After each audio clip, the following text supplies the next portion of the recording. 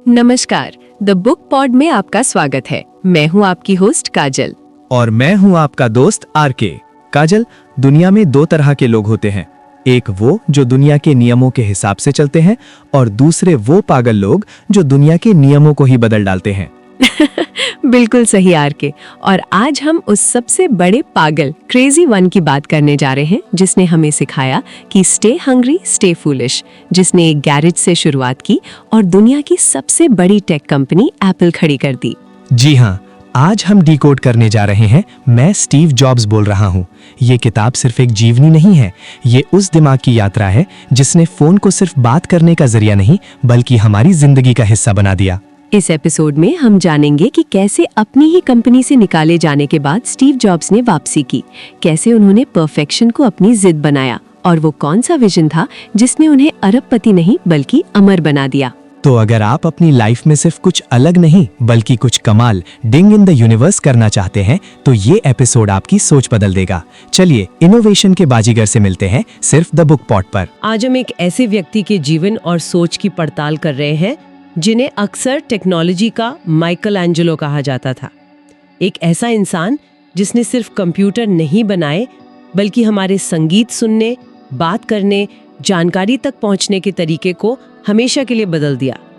हम Steve jobs की कहानी की परतों को खोलेंगे। हमारे पास उनकी जीवनी है, कुछ लेख हैं और उनके अपने भाषणों के कुछ अंश भी। हमारा मकसद ये जानना है कि उनकी सोच में ऐसा क्या खास था जो उन्हें बाकियों से बिल्कुल अलग बनाता था। और ये कहानी सिर्फ एक कंपनी बनाने की सीधी सादी कहानी नहीं है। ये एक ऐसे इंसान की कहानी है जिसमें कला, अध्यात्म और टेक्नोलॉजी का आप कह सकते हैं एक जबरदस्त संगम था। उनकी कहानी में कमाल के विरोधाभास हैं, बहुत बड़ी सफलताएं हैं और उतनी ही बड़ी सीखने वाली असफलताएं भी। ठीक है, तो चलिए इसे खोलते हैं। जो एक बात बार बार उभर कर आती है वो है कला और तकनीक का संगम। इसका सबसे मशहूर किस्सा है रीड कॉलेज छोड़ने के बाद उनका कैलीग्राफी मतलब सुंदर लिखावट की क्लास लेना। उस वक्त तो ये बिल्कुल ही बेकार का शौक लगा होगा, है ना? बिल्कुल। और जीवनी यहाँ एक बहुत दिलचस्प बात बताती है। ये सिर्फ सुंदर फॉन्ट्स के बारे में नहीं था, ये इस बात का पहला सबूत था कि जॉब्स टेक्नोलॉजी को एक इंजीनियरिंग की समस्या की तरह नहीं बल्कि एक कला की तरह देखते थे। उस वक्त जब सब लोग स्पीड और पावर की बात कर रहे थे, ये आदमी सोच रहा था कि कंप्यूटर की लिखावट में आत्मा कैसे डाली जाए। और 10 साल बाद यही सोच मैकिन्टॉश कंप्यूटर की पहचान बन गई। और उनकी सोच पर एक और गहरा प्रभाव था जो थोड़ा हैरान भी करता है। 19 साल की उम्र में गुरु की तलाश में भारत की यात्रा, और ये कोई छोटी मोटी यात्रा नहीं थी। उन्होंने 7 महीने भारत में बिताए। हाँ बिल्कुल। और जॉब्स ने बाद में खुद ये माना कि इस अनुभव ने उनकी सोच को मतलब जड़ से बदल दिया। इसने उन्हें पश्चिमी दुनिया की तर्क बुद्धि यानी लॉजिक से ज्यादा पूर्वी दर्शन की सहज बुद्धि इंट्यूशन पर भरोसा करना सिखाया। उनका मानना था कि उनकी जो गट फीलिंग थी, जो अंदर से आवाज आती थी, वही उनके सबसे बड़े आइडियाज का सोर्स थी। लॉजिक और डेटा से भी ज्यादा। हाँ, उनसे ज्यादा वो अपनी इंट्यूशन पर भरोसा करते थे। और उनका विद्रोही स्वभाव, वो तो जैसे बचपन से ही उनके साथ था। स्कूल के दिनों से ही वो अलग थे। अपने शिक्षकों के काम को वक्त की बर्बादी कह देना या कई बार स्कूल से निकाला भी जाना। हाँ, और यही स्वभाव तकनीक में भी दिखा। अपने दोस्त वोज़नियाक के साथ मिलकर उन्होंने एक ऐसा तरीका खोज निकाला जिससे मुफ्त में लंबी दूरी की फोन कॉल्स की जा सकती थी, जिसे फोन फ्रीकिंग कहते थे। तो मतलब सिलिकॉन वैली के सबसे बड़े इनोवेटर्स में से एक की शुरुआत एक तरह से हैकिंग से हुई। कमाल है, कह सकते हैं। ये उनके नियम तोड़ने वाले एटीट्यूड को बिल्कुल सटीक तरीके से दिखाता है। अब आते हैं एप्पल की शुरुआत पर। यह कहानी तो किसी फिल्मी कहानी से कम नहीं है। अपने माता पिता के गैराज में कंपनी शुरू करना, ये तो हम सब ने सुना है। लेकिन जीवनी में जो जुनून दिखता है वो ये है कि पैसे जुटाने के लिए उन्होंने अपनी पसंदीदा फॉक्सवैगन वैन बेच दी, जबकि उनके साथी वोज़नियाक ने अपना कीमती HP कैलकुलेटर बेच दिया था। और यहाँ एक बहुत ही महत्वपूर्ण और नाटकीय मोड़ आता है। जिस कंपनी को उन्होंने इतनी मेहनत से बनाया, उसी से उन्हें निकाल दिया गया। हाँ। उस समय के CEO जॉन स्कली के साथ उनके मतभेद इतने बढ़ गए कि 30 साल की उम्र में जॉब्स को एप्पल से बाहर का रास्ता दिखा दिया गया। एक मिनट, ये तो अविश्वसनीय है। मतलब जिस कंपनी को आपने अपने खून पसीने से बनाया, हाँ, उसी के बोर्डरूम में आपको बता दिया जाए कि आपकी अब जरूरत नहीं है। मैं तो कल्पना भी नहीं कर सकती। उन्होंने बाद में इसे सबसे अच्छी चीज कहा जो उनके साथ हो सकती थी। जी। लेकिन ये उन्होंने बहुत बाद में कहा।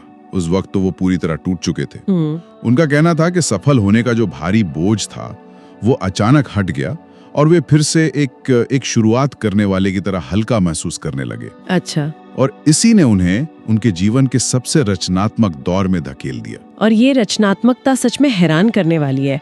एप्पल से निकाले जाने के बाद के वो 5 साल शायद उनके सबसे शानदार साल थे।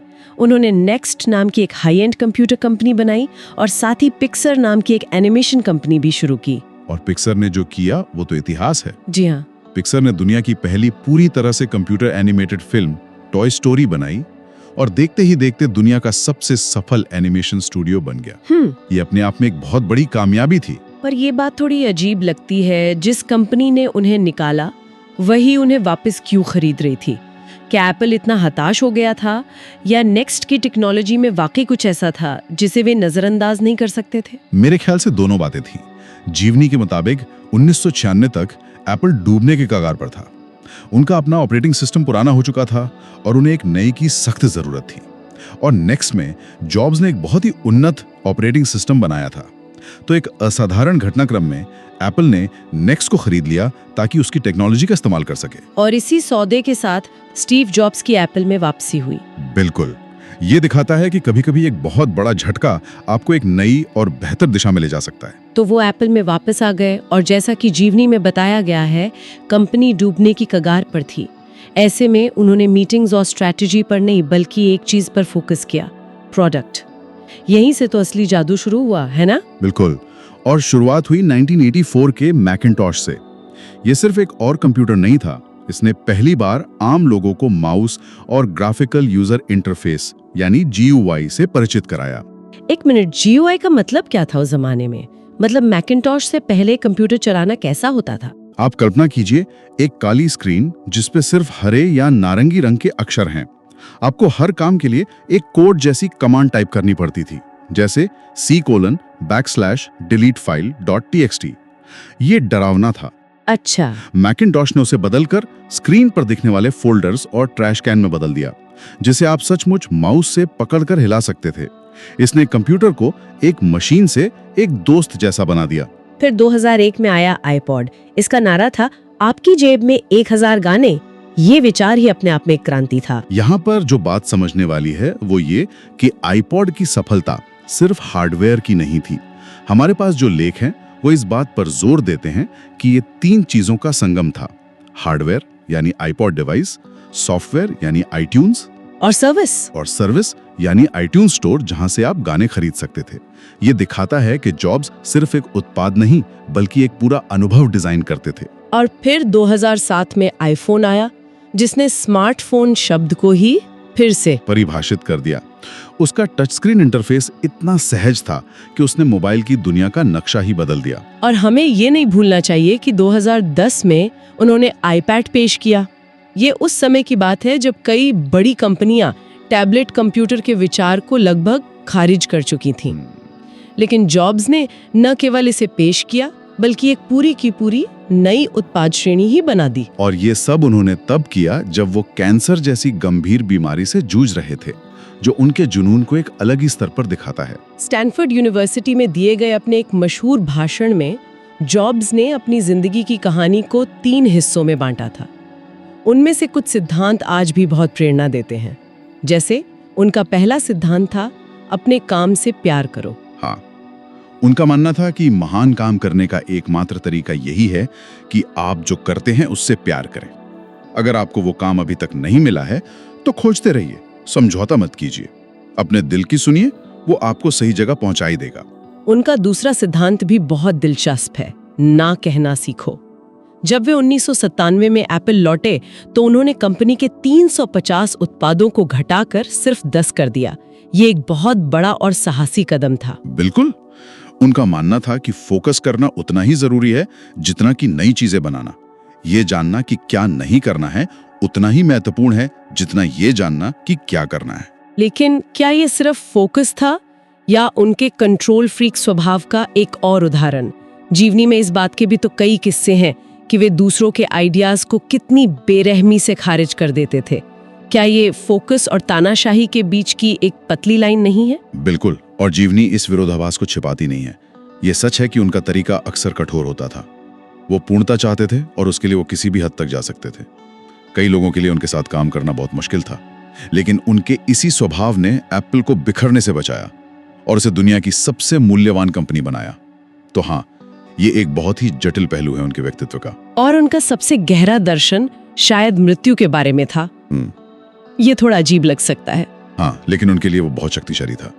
कैंसर का पता चलने के बाद उन्होंने मृत्यु को जीवन का सबसे बड़ा आविष्कार माना। उनका कहना था, ये याद रखना कि आप एक दिन मर जाएंगे। आपको इस जाल से बचाने का सबसे अच्छा तरीका है कि आप ये सोचते हैं कि आपके पास खोने के लिए कुछ है। इस सोच ने उन्हें बड़े फैसले लेने और बिना डरे जीने की हिम्मत दी।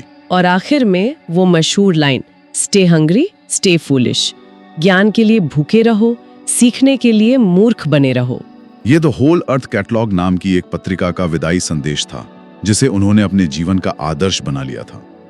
इसका गहरा मतलब है, कभी भी संतुष्ट मत हो, कभी भी ये मत सोचो कि तुमने सब कुछ सीख लिया है। हमेशा एक छात्र की तरह जिज्ञासु रहो और नई चीजें सीखने के लिए तैयार रहो।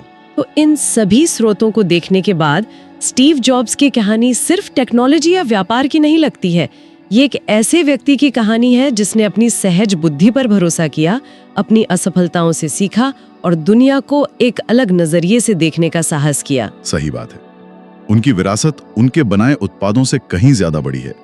ये इस विचार में निहित है कि जुनून, सादगी और डिजाइन की शक्ति से सच में दुनिया को बदला जा सकता है।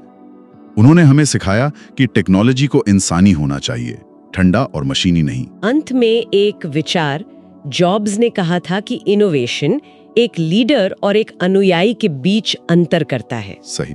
आज की दुनिया में, चाहे वो हमारा काम हो या निजी जीवन, हम सिर्फ दूसरों के बनाए रास्तों पर चलने या अनुयायी बने रहने की जगह कहाँ एक छोटा सा नयापन या इनोवेशन ला सकते हैं, इस पर सोचना दिलचस्प होगा। तो दोस्तों, ये थी स्टीव जॉब्स की वो कहानी जो साबित करती है कि आपका समय सीमित है, इसलिए इसे किसी और की जिंदगी जीकर बर्बाद मत करो। हमें उम्मीद है कि द बुक पॉड का ये एपिसोड सुनने के बाद आप भीड़ का हिस्सा नहीं बनेंगे, बल्कि अपनी अलग पहचान बनाएंगे। अगर आज आपको स्टीव जॉब्स के जुनून ने इंस्पायर किया है, तो हमारे चैनल को अभी सब्सक्राइब करें और लाइक बटन दबाकर अपनी इनोवेशन की भूख दिखाएं। इस वीडियो को उन दोस्तों के साथ जरूर शेयर करें जो हमेशा आउट ऑफ द बॉक्स सोचते हैं और जिनके टास्क कुछ बड़ा करने का आइडिया है। ये वीडियो उन्हें रास्ता दिखाएगा। और अब आज का वो सवाल जो आपकी जिंदगी के डॉट्स को कनेक्ट करेगा। स्टीव जॉब्स को उनकी ही कंपनी से निकाल दिया गया था, जो उनकी लाइफ का सबसे बुरा पल था, लेकिन बाद में वही उनकी सबसे बड़ी जीत बना। तो हमारा सवाल आपसे ये है और इसका जवाब आपको बहुत गहराई से सोचकर नीचे कमेंट बॉक्स में देना है। आपकी जिंदगी का वो कौन सा सबसे बड़ा फेलियर या बुरा वक्त था जिसे आज जब आप पीछे मुड़कर देखते हैं तो लगता है कि अगर वो ना हुआ होता तो आज आप इतने मजबूत ना होते? Connecting the dots moment. अपनी कहानी शेयर करें, क्या पता आपकी स्टोरी किसी और को हिम्मत दे दे। हमें आपके जवाब का इंतजार रहेगा। मैं आरके और मैं काजल आपसे फिर मिलेंगे सफलता की एक नई कहानी और नई किताब के साथ। तब तक के लिए अलग सोचिए, थिंक डिफरेंट और आगे बढ़िए। धन्यवाद।